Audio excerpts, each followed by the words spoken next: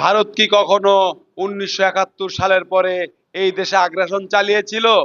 না, কোনোদিনই ভারত 1971 সালের পরে এই দেশে আগ্রাসন চালায় নাই। যদি কেউ বলে থাকতে পারে তা আমি বলবো সে মিথ্যা বলছে। ভারত আগ্রাসন চালানোর পলিসি দিছে, কিন্তু এই দেশে যারা বাস্তবায়ন করছে তারা এই দেশের জনগণই বাস্তবায়ন করছে। সেটা ভারত করে নাই, ভারতের সেনাবাহিনী করে নাই। ভারতের সেনাবাহিনীর ইন্ধন ছিল, এই দেশের সেনাবাহিনী সেই কাজটা করেছে।